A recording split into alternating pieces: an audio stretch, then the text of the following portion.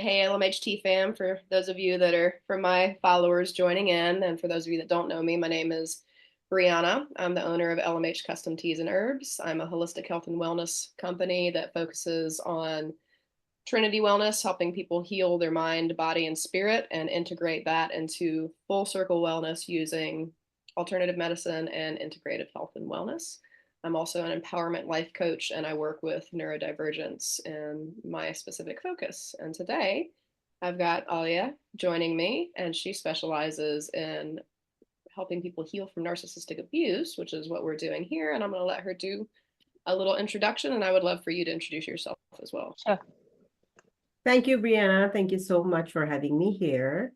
Wow, what an introduction you had. Oh my God, I was like, she has done so much. She does so much for people. I'm certified life coach. I got my certification from J. Shetty Certification School. I'm also accredited by Association for Coaching, and my passion lies helping the female survivors restore their self-confidence and start a new life. I have been in that painful situation myself, but I had to step up and say no, set my boundaries, and find my own self and my own space so that I can thrive and help other people do the same. This is who I am, and this is what I do. Excited to have you. You want to introduce yourself as well? Sure. My name is Aarti Vidula, and I am a J. Shetty certified life coach and also accredited by Association for Coaches. I am here to learn about narcissism, though I'm a relationship coach, and my philosophy is around self-love and growth mindset. But I see in so many of my relationship clients, they talk about, I have a feeling that my partner is a narcissist. And this word has suddenly started coming so many times in my ears. Is it a buzzword? Is it real? Is it because they know something about it? That's why they are kind of suspicious about their partner being a narcissist. I have been dealing with this so many times with my clients, and I thought, when Briana, you posted with Alia for this narcissism, I was like, I really need to get education on it to understand how to serve my clients the best, because I really want them to know whether it is real or not, because sometimes it's just a suspicion, sometimes it's just their fear. I thought, why not join this call and get educated so that I can help them understand where they are at, if it is real or if it is just their mind which is telling them something about their partner. So that's why I'm here. Thank you for having me here. I love to learn from both of you. I'm really excited about this, especially since all three of us know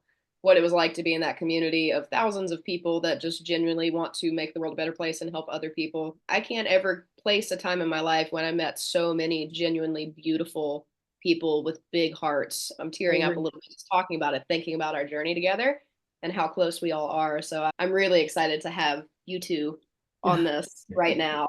I love what you brought up, Artie, and I think that's a big part of what Alia and I really want to help people understand, because narcissism is a buzzword right now. You touched upon a very, very important point here, Narti, is that the difference between an absolute, a real narcissist, and having some traits that might look like narcissism, but they're not. The real difference between them. Because I expressed this concern with Brianna that I'm afraid that just by this word, people are having normal marriages and they might break just because they have this fear that it might be a narcissist, and they start going that route without even getting themselves educated on what actually is and what is normal. And they might decide to end the relationship that could have been saved because actually that person was not a narcissist and it was just a fear or it's just a misconception. So clarifying that and creating awareness with going in depth with narcissism is and what it's not was also a main purpose for this conversation. Which is really perfect. I like to tell people we all have narcissistic traits, everyone. And this is something that Ollie and I have talked about as well. Not all narcissistic traits are necessarily negative, but the difference between what makes narcissism toxic and makes it narcissistic personality disorder is really distinct, right? So a narcissist, a true narcissist, is very selfish, very self-serving. Even if they're doing things for other people, it's really for them. to feel Yes. good about themselves or to look good in some way. And I do think that's a big distinction to make, because to just say, oh, you're a narcissist, they may have done something narcissistic, but someone who's not a narcissist will have a conversation with you about it. Even if they're triggered and they have a rough moment because they're human, you can set boundaries with them and you're able to navigate it. And that's a big difference. And also, I wanted to comment on something that you said, RT, of, it being in someone's head or not. For those of us that have been through narcissistic abuse, sometimes, yes, it is in our head, because there are some normal traits in normal healthy relationships that look so much like a narcissist's traits, because they use some of those things for manipulation. And again, that big distinction of, well, they're doing this kindness for you because they're planning to manipulate you, and there's a control element there. So I do think that's a good distinction to make with clients, is really fine tuning if they've been through past narcissistic abuse, and that's why they're in their head about it, because they've had that experience of it turning to abuse, something that seemed so wonderful. And I know that you have a really good breakdown on the difference between healthy narcissism and NPD, narcissistic personality disorder. So I would love to let you take the floor and just expound on that a little bit. Narcissistic personalities, just like you said, extremely selfish, and they crave abnormally or pathologically crave attention and admiration. Now, everybody likes praises, right? We like when somebody says good things about us, but we don't thrive on them. We know ourselves and we know our weaknesses. We know our strengths. We keep working ourselves. These people do not have insight of their own selves. They crave and they feed on admiration. And if they cannot get any external validation, they start getting negative. They are defensive and they get really upset about that. So this is very, very clear that if they're not getting any admiration from others, not getting any attention, they start behaving out of their element, or supposedly what their element is. So that is a very clear distinction. The other thing is that the person who is the victim suffers some kind of self-esteem issues, self-confidence issues, loss of own personality, loss of own identity, which doesn't usually happen when a person just has little narcissistic traits. It doesn't happen with the spouse of that person. So there might be some things that the person will notice that could be narcissist, but the other person is not that affected, is not getting some kind of depression or anxiety or PTSD. So this is another distinction, that it starts affecting the mental and emotional health of the victim. So this is another distinctive point. I like that you brought that up, because there are two different aspects to really pay attention to as well. In that, if you're going through narcissistic abuse, it is one-sided, where they're fine, even if you've brought it up to them that this is an issue or I'm feeling this way, and they're, oh, that's just in your head. We start gaslighting you or saying, oh, it's no big deal, everything's fine, as opposed to genuinely caring that you had a feeling about something and trying to work it through with you and work it out. But also the aspect of insecurity, because I do know that I've seen men and women that just have some insecurities and they're still working on their self-confidence. Or when we get into romantic relationships, sometimes some of those insecurities can pop up, or any type of relationship. So I do think that's an important distinction to make, of that power differential, because that's one thing that I've noticed, that someone who is either more heavily narcissistic with their traits or has true narcissistic personality disorder, which is exceptionally difficult to diagnose, because they don't feel like it messes up their life, so they're good. But it's that power differential of, they are always going to be right, and if it's going the way they want, everything is fine, and it doesn't really matter what you feel or think unless they want something, and it's a manipulation point for them. And I did want to touch on that, because you talked about people potentially ending their marriage because they think their partner is a narcissist.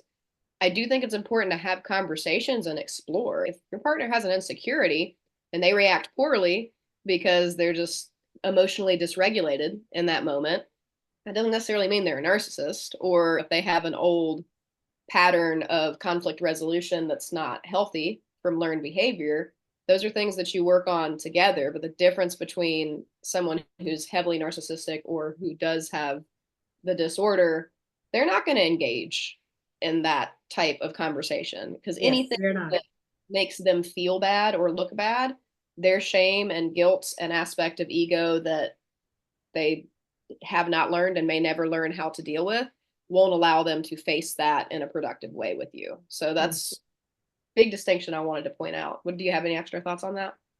Yes, I want to say that these people also struggle with long-term friendships or maintaining those relationship or friendships. So one thing you can look at is like, do they have any old-time friends that they constantly, in touch with in a healthy way? And you see that. So for example, mine, he had some friends, but I saw that he gradually lost touch with all of them because he was so much involved with his own life. He was getting selfish over time more and more in because he had me as a victim. So his total purpose was to just control me and manipulate me and gaslight me. So he was too absorbed in controlling me that he did not have any interest in talking to his friends or maintaining those long-term friendships. So this is another distinctive point that can tell that there is something not right with this person. He is not healthy. There is something off in this person that you can just tell that something is missing here, something is wrong here. Your instinct is kind of telling you that this person, there's something going on here. I'm really glad that you brought that up because that made me reflect on my past relationships and one of my exes. I wasn't aware of narcissism and narcissistic personality disorder and all of that at the time, so I didn't really have a lens to look through.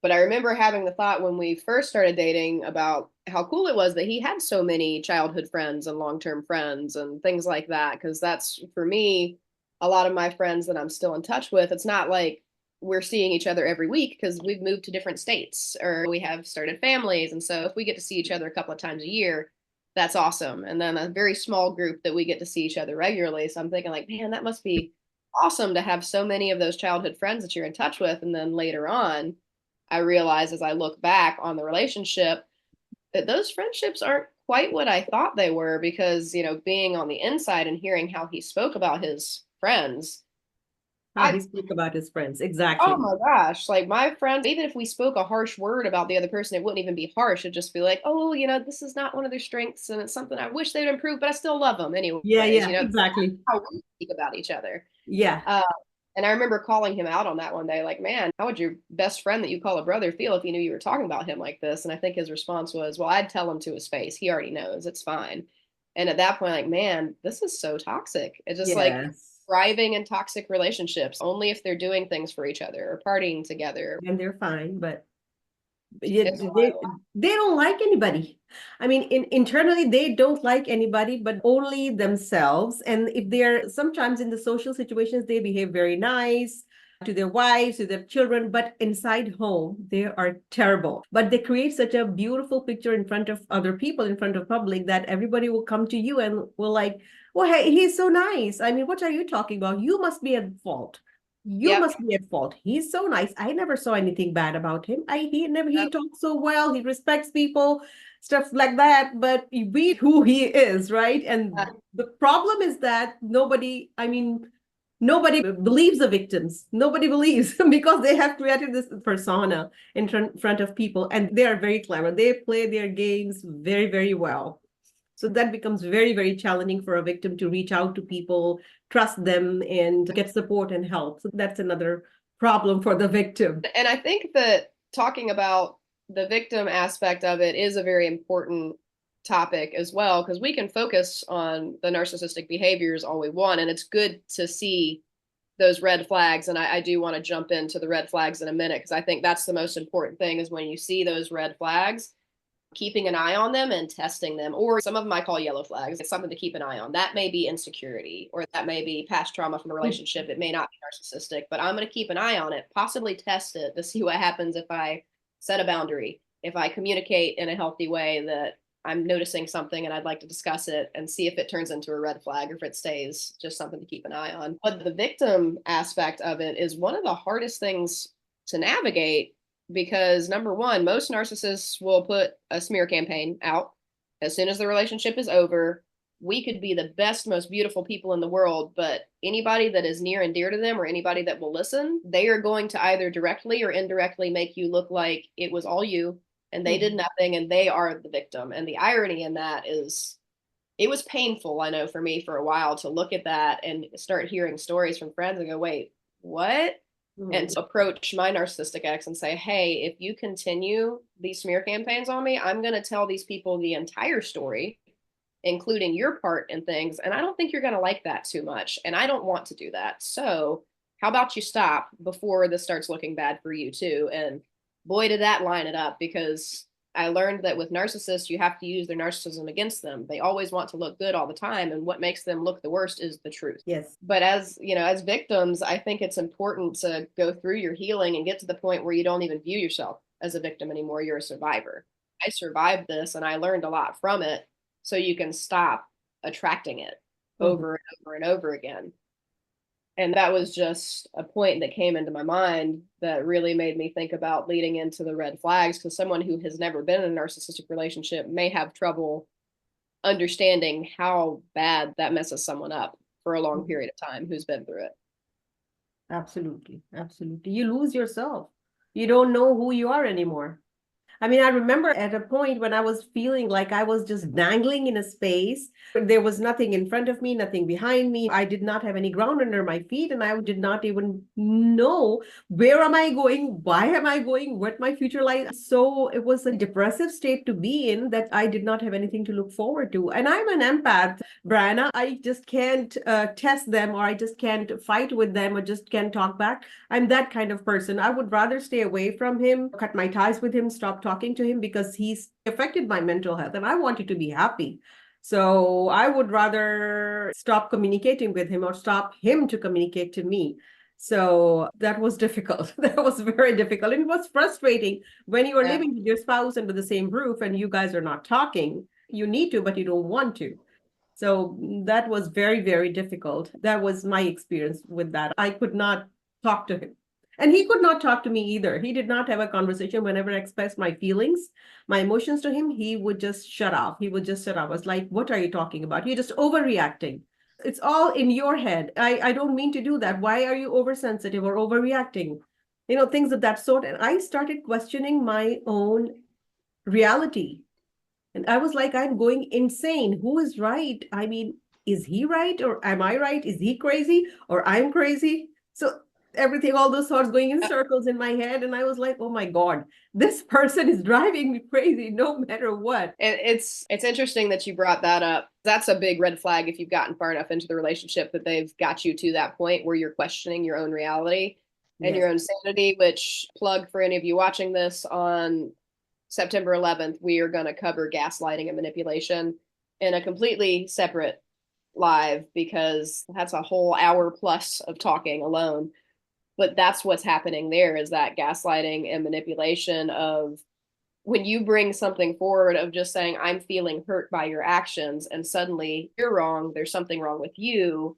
Wait, how did we even get here? And then when you start questioning your own reality and your own feelings, because a feeling and facts are two different things. There are the facts of a situation that happened, and then there's how you feel about the situation. That's where discussion comes in. Okay, here are the facts.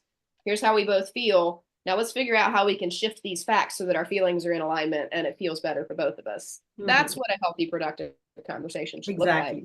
Exactly. But I do think that's a big key, especially for empaths, because empaths are more likely to end up in relationships with narcissists because we're beautiful supply for them, because we're givers.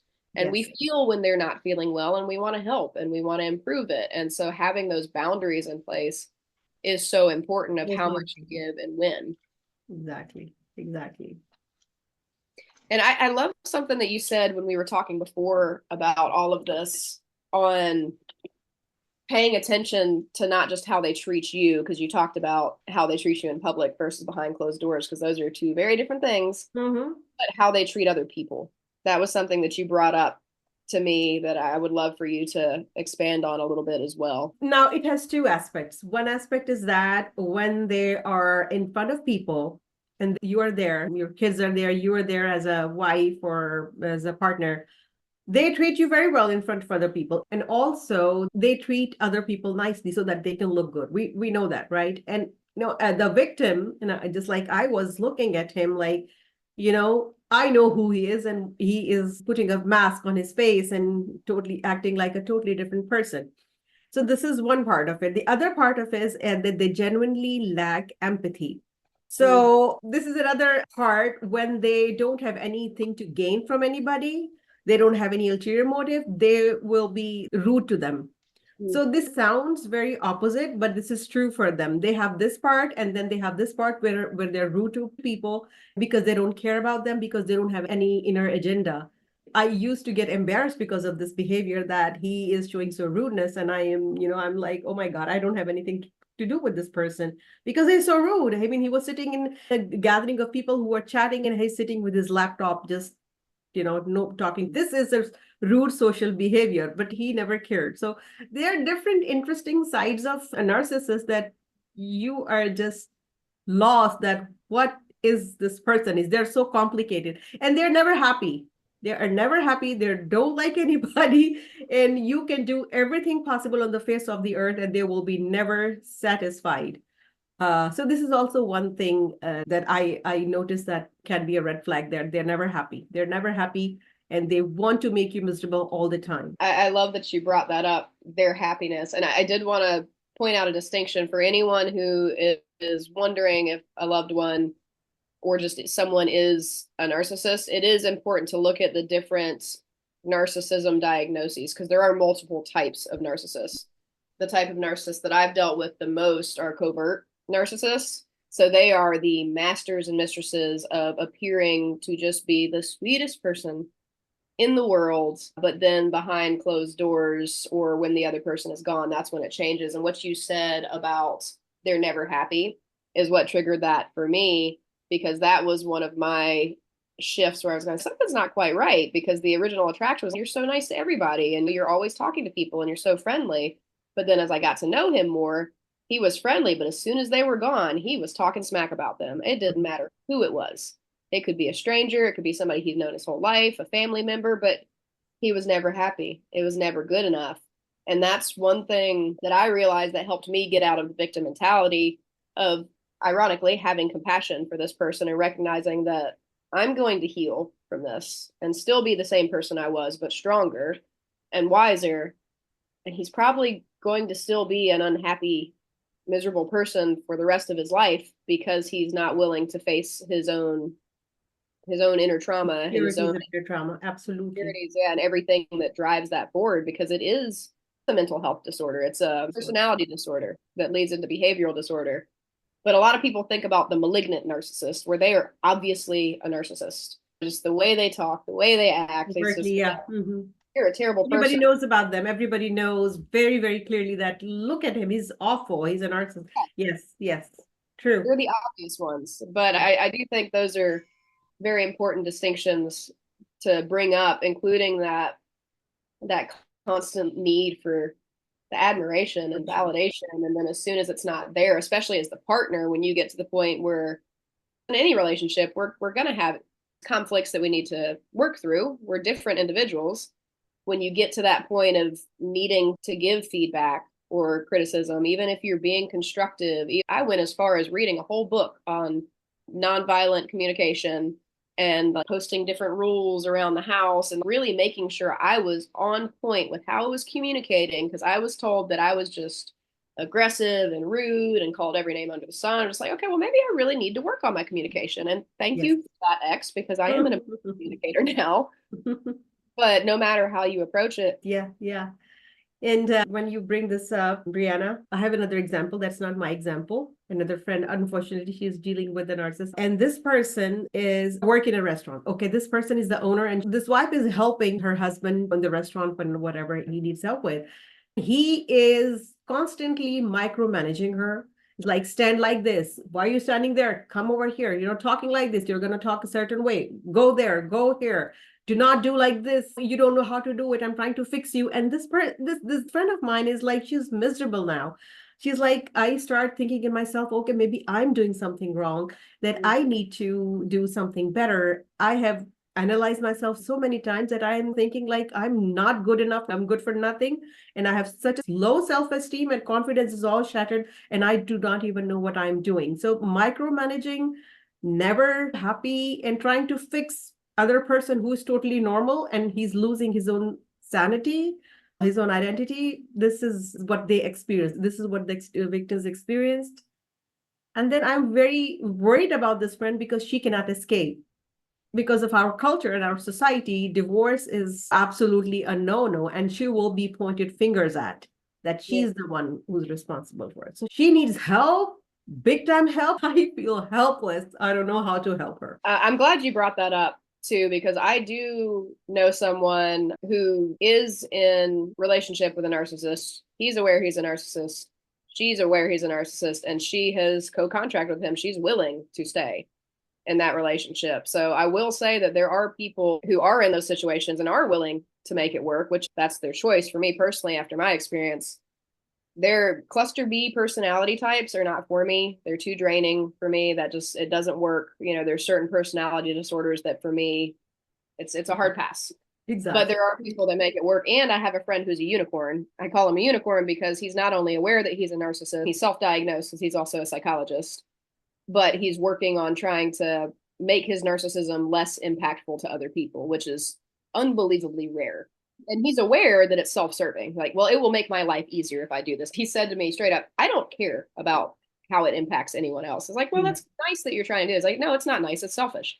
So what do you mean? My life easier to be that way. Okay, well, you're doing the right things for the wrong reasons, but so at least you're aware of it and you're working on it. So I will say it's not that there's absolutely no hope, but you got to be a different kind of person to be willing to endure the type of emotional abuse that's going to come to try to make it work. And in some ways, you almost have to manipulate the manipulator to get them to stop the manipulation and then show them that, hey, this is the thing that you want. Here's the easiest way to get it. Because that's really it for them. It's about control. It's about power. It's about not having to face their own mistakes and their own shame. It's about being above other people and being better than them. Time, constantly, all the time. Nonstop. And so you know, the one friend that I know, I have a close friend that's in a relationship with a narcissist who's in complete denial that he is a narcissist, which I don't think that's true. But that's okay. But what she does in those situations is she has very firm boundaries. There's certain behaviors when he does them, she just shuts him down. And he can have the biggest mantrum in the world, and he will every time without fail, but she'll shut him down. So you're not going to talk to me like this. Me and the kids are going to go do something over here. This is not enjoyable for me. And I see what you want, but you're not going to get it that way. So we're done. And then she'll walk away. And then when it comes to the good behaviors and the ones that from the outside looking in, I look at as being manipulative, because usually what happens is not long after that, he wants something and he asks for something. But, you know, those sweeter behaviors of really fostering those with, hey, you know, when you are really sweet like this, it helps so much. And it makes me want to do those things that you ask when you ask them kindly. So again, it's teaching them that when you do this thing that you're supposed to do, how you're supposed to treat people, but don't say it that way because then you're going to hit them in their ego.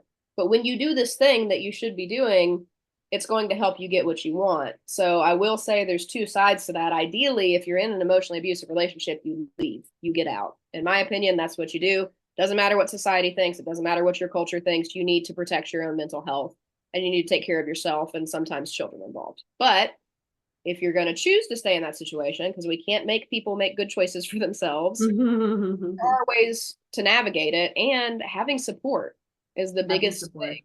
And sometimes not letting that partner know you have support, because they're probably not going to like it because they want you isolated because they can control you better. But having a therapist you can talk to, or a counselor, or a friend who's knowledgeable, so that you can keep yourself in alignment with, okay, what I am feeling is valid, because what you feel is always valid, no matter what anybody thinks about it. Your feelings are valid, your actions are inappropriate, right? Yes. That's it with narcissism. Same thing. Your feelings are valid, your actions are not. But if you're going to stay in that situation, you have to be able to keep your sanity in it and understand that you are making the right choices, and you're not going to fix this person. You're not going to change them. They have to decide to change or fix themselves. But if you're going to co-create a relationship with them, be ready for this kind of work on yourself, and be ready to do this work. Yeah. And some people have that energy. I didn't have that energy, or no intention, no desire for that. Especially with, I don't know. I don't know who will, but again, you said it takes a special kind of personality who is ready to take this challenge, maybe for the sake of kids or her home or whatnot. Good for her. Talking to therapists and whatnot. This is not normal for me. Why? When I can be making difference in other people's lives, who's willing to listen, who willing to get help, who are willing to benefit from my value, I will do work for them, not for a person who doesn't even value me. Exactly. And that was the kicker for me too. I went through many years where I was trying to help. And I did have a therapist who worked with both of us, and he would get to certain points in his therapy and then he would stop. And it was the shame and blame game. So the fact that he even went to therapy and participated on any level was pretty big. But she said to me one day, and this was after he was done. He wasn't even going to pretend to try anymore with the therapy. She said to me, you know, he's going to keep doing this. We've been having these conversations, and clearly he's not going to change. That's not going to shift. So instead of being so focused on what he's doing, why don't you focus on what you can do and take care of yourself and let him react and respond however he wants, but you still take care of you and your daughter. And I remember in that moment, because I was still recovering from realizing how much emotional abuse I was going through, and I had made my own bad choices in that relationship, just in the process of having all of my personal power taken away and all of the mind games that happened. But, you know, years later, after correcting my own behavior and doing healing, it felt so selfish to even think about doing something for myself. And I think that's another distinction to make when you're dealing with a narcissist. If you try to do something for yourself, and I'm not talking just normal self-care, like, you know, bathing yourself and eating and doing something nice for yourself. I'm talking about just really loving on yourself, not self-care, but self-love. They're probably going to be intimidated by that and not going to want you to do it. So if you're starting to feel like when you do things for yourself, it feels selfish and you need to do something for your partner, you might want to pay attention to that. Yes, yes, yes, yes. You know, this is very, very important. I love what you just brought. I forgot about it. So yes, self-love. They hate it when you start loving for yourself and you are like, you're doing nighttime routine, you're putting creams on your face, and they are thinking at it, looking at it like she's selfish. She doesn't care about anything else, but she's just putting cream on her face, or maybe she's putting makeup on her face and going to the parties and socializing. She's having so much fun with her friends. She's so selfish. And for me, it's like, I like myself. I love my life. I want to enjoy my life. This is all I'm thinking, you know, because I am doing stuff at my house. I need to take care of myself. I need to enjoy my life. This is all I was doing. And I was told that I was selfish for doing this. This is just a normal, healthy way of living, man. Come on, get your act straight. You don't understand this. So your narcissist partner cannot see you happy. Yeah. Cannot see, gets jealous of you, cannot see that you're living a happy life or trying to live a happier life, trying to take care of yourself, trying to socialize or having friends, having girlfriends and laughing. They get jealous because they don't have that inside them. They get jealous of you. Yeah. And I think that's a good point too. You said they don't have that inside them. That made me think about how a narcissist, even if they're putting a true narcissist, even if they're putting on that happy face and acting like everything is good, they're not feeling that true happiness because of whatever their underlying feeling is, or shame, or whatever their trigger is in that moment. But it's wild to experience it. And I remember experiencing something similar with my ex, of even, you know, just taking a couple of hours to go do a spiritual group with my friends, trash talking all of those friends.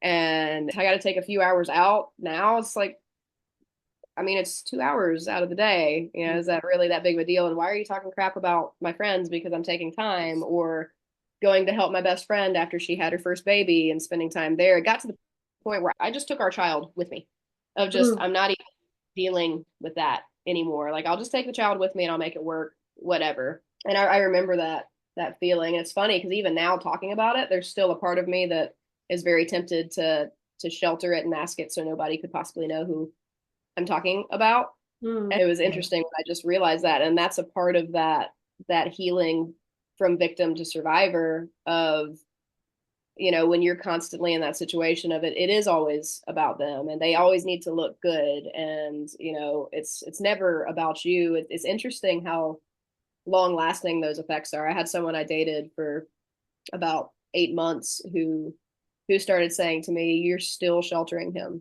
You were still protecting him. You went through some months where I knew you that you were doing the right things, of just not really caring that much what he thought and felt," which, again, I'm an empath too. I don't do that.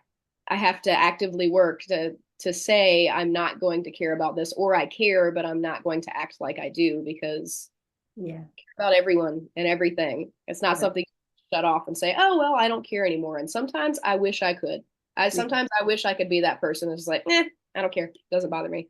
Yeah, it is not possible for us. We do care, but we just can't live with them. We cannot be with in their energy, in their negative energy, and get sick.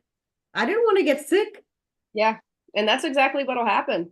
And you talked about their negative energy too. That was another thing that you mentioned of how you feel after interacting My with. God, it's draining. It's so powerful in a negative way that you can lose your mind. You know, if you're living with a narcissist for a few years, you start losing your mind and you don't even know it because Yeah. they do it in such a sneaky way that you don't even realize that you're losing gradually. It's like a slow poisoning in your mind that you don't even realize what is going on with you, but the gut keeps telling you that there is something wrong, but you keep ignoring it because you're busy in your life so much with your kids, with your everyday stuff, with your jobs, that you put it away on, you put it that there's something went wrong on the side, and keep yourself busy, keep yourself, in your own life, in your own world.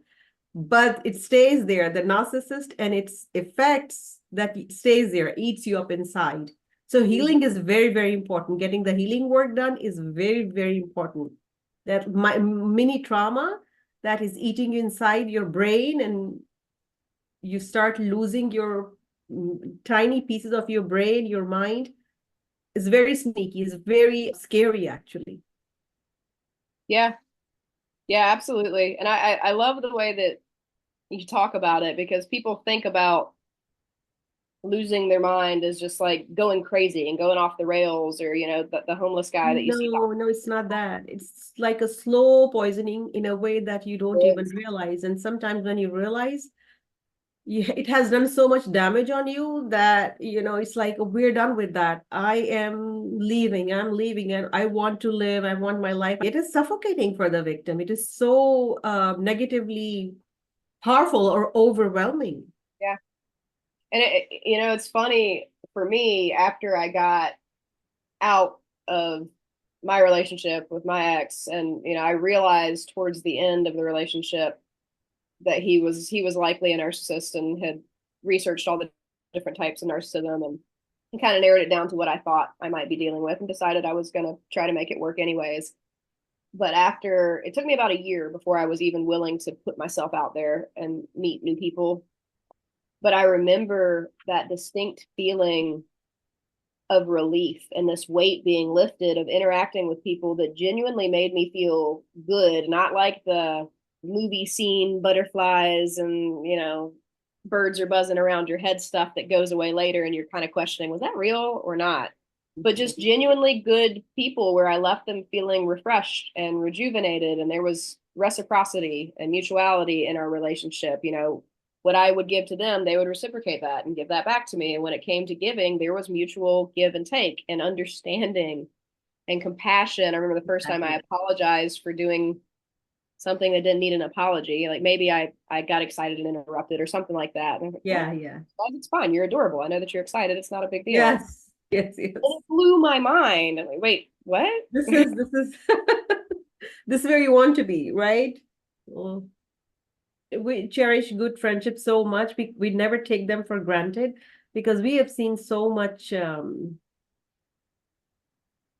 mean, it's terrible. We have seen so much. It's a lot. It's a lot to take. It's a lot to take. And again, on one side, it takes a special kind of person who wants to deal or is okay to deal with narcissism. For us, we are special people that we have dealt with so far and still here, still thriving, still happy, and still want to, make a difference in other people's lives. So this is another aspect of this. We come out of it as a stronger, wiser, and more empathetic, I guess. More empathetic for these people and really want to help from our hearts and not just for the sake of it. Yeah, and the irony in that statement, I remember, I think it was last year, having that realization and another mind-blowing moment. I'm walking down the sidewalk and finally absorbing all these things that people tell me about myself and how they view me, and believing it. First time I'm really feeling of just, I am a really awesome person. Yeah, I am really sweet. I am cute. Yes, these things are true. And then at the end of it, the mind blow was realizing that after all of that, instead of becoming bitter, instead of becoming resentful, which, there were waves of that for sure, instead of just staying bitter, resentful, and angry, I got a broader capacity for love and empathy and compassion. And that just, I didn't know what to do with that for a Yes. while. How do you come out of this situation and become more loving and kind and caring? It seems like you would pull back, which I did for a while, but I realized what happened was, well, now I knew how to put boundaries around myself and my heart and how to see those red flags. You know, if somebody's saying they're going to do something and then not ever doing it, and there's always an excuse why they can't, or if I point it out to them, are they getting a little bit aggressive, or are they gaslighting me, or are there subtle put downs for no reason? And what do they do when I call them out on it? Because sometimes different language, different culture. Yes, yes, yes. And it was a lot to take It's in. eye-opening. And I do want to give a little bit of time if you have any questions. I know we're about to close out and you got to bounce. Did you have anything you wanted to ask us? Definitely, definitely. I was waiting for that Q&A time. Sorry Thank about you that. so much. No, no, no. Thank you so much, Briana and Alia. There were a lot of eye-opening red flags, yellow flags you guys talked about, and I did, write all those little things which I captured from this session. But I hope you guys continue this, like, maybe 2 or 3 more sessions where I can ask more questions. But my top question, which I am really, really seeking for both of you to answer is it genetic? That's actually a great question. And we will, Alia, unless you have an answer to that now, I think that might be something that we need to regroup on and see if there's another in the series, because we are doing one more on September 11th just on manipulation and gaslighting. But we have talked about looking at creating more of a series of educational content around this because there needs to be more. But I'm not sure what the answer is on that, Alia. I'd have to look that up. Yes, okay. So I'm going to be short and we can have a totally separate conversation on that at a different time. There is a gene, and what happens is that when a child is growing up, every one of us goes through some kind of traumas. And over time, because of this gene manifestation, what these people do, or what these kids do actually, they, they start making choices which are selfish. They become selfish over time because there is how they respond to the trauma. How they respond to the trauma is selfish. Now, the people who do not have this gene, they are, they might be, become sad for some time or become playful. It's about how you respond to the trauma. Their style of responding to the trauma is becoming bitter and more selfish. And just like this was done to me, I'm going to do this to this person, whatever, whoever becomes my victim. So it is in the genes, but it starts manifesting itself, the gene, when the person is growing up. Is a child and adult, the adolescence and then adulthood, and the choices that person is making. So it's both nature and nurture. It's an interplay of that. But again, the choices, they are very, very important. The choices that they make, the decisions that they make over time, they make them narcissists. They help them with this journey. Those decisions help them with this journey of narcissism. Gotcha. So it is a genetic trait that's there, but depending on how they're fostered as children and the decisions they make to build those neural pathways is what makes. Exactly. Just like anybody with any other form of neurodivergence, essentially. Yes, exactly. Yeah, that's a broader topic. I have to hit that. Yeah. So you can be born with those traits, or maybe even if the genes are there, the choices you make, you can escape from it. Is it what you are trying to say, Alia? I'm trying to say here is that you choose to respond in a different way to the traumas. We all have traumas. Their way of responding is selfish and bitter. It's more like, I'm going to repeat this trauma. I'm going to give this trauma to other people in my life who become my victim, whom I can control or have the access to control. So do you see this toxicity in the mind and heart? Do you see this? What the difference is? We never, normal people don't do that. Normal people don't think that I'm going to do the same to the other person, but this is how they think. This is how their thought process works. And over and over, it repeats over and over and over again. They become, their mind becomes completely toxic. And that's how they start making bigger decisions of how to treat people, how to think even, and how to talk, how to behave. all of these are coming from that same place of making these choices for themselves, bitter choices or toxic choices. Does it make sense? I think Yeah, yeah, it I does. should do another one to give more details because I I never already got did. into Sure, that. We Yeah. should come back sure, around to this. sure, sure. So if they are, what I even understand, they may or they may not know what they're doing. So will they be in denial, or will therapy at all help them, or whether they get diagnosed at all? Hmm. Like, That's a what trick. happens? Like, Well, so for yeah, anything to be a disorder, it has to bring disorder to their life. So for most narcissists, they're probably not going to be diagnosed. And if you look up Dr. Ramani, how can do you know how to say her last name correctly? Because I feel like I say it wrong every time. No. I think it's Darvasula, Dr. Ramani Darvasula. She speaks on narcissism a Oh, lot. yeah, yeah, yeah. Her name is, yeah, she's an Indian. I don't know how to pronounce her name, but I know what you're talking about. Always talking about her. Yeah. Narcissism, she's books and everything. Okay. And she talks about that because she was one of my resources to really just learn, and I would even work and have her playing in the background. Me So too. For me too, yeah. Mhm. it was great. But one thing she talks about is most of them aren't going to be diagnosed because it's not disrupting their life. They feel like everything is fine. So for them to even seek therapy is going to be Mine wouldn't go. Mine wouldn't go because actually one of my friends suggested to take him to therapy and I was laughing at her. I mean, what are you talking about? He think he's the best and he is going to manipulate the therapist in a way that, and I mean, she's going to run from, she's going to run away from the therapist. I mean, from that man. So they won't go. They don't want to look bad. They don't want to look sick. They want to look crazy. They don't want to, show other people that there's something wrong with them or I they're going think to therapy.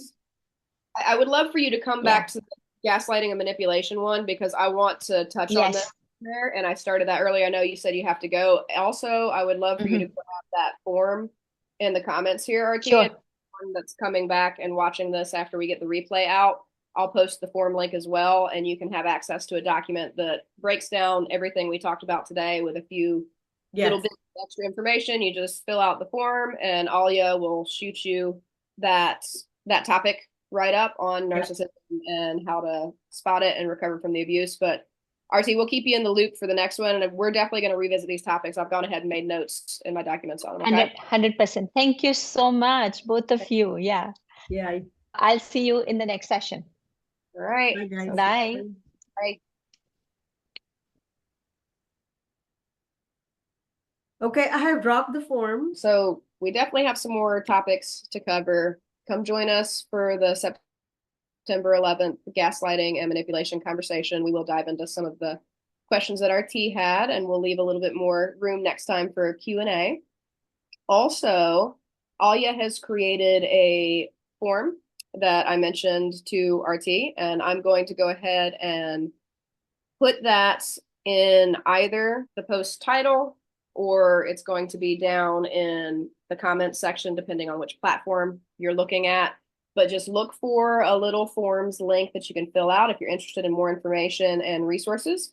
You can download that form and Alia will email the document to you. And if you are interested in working with Alia or myself directly, you are welcome to reach out to us. You can fill out that form and Alia will have your contact information. Just make a little bit of a note there for her to get in touch with you. And whatever platform you're on with me, you should have my contact information. Reach out to me by phone or go ahead and book a Calendly appointment for us to meet.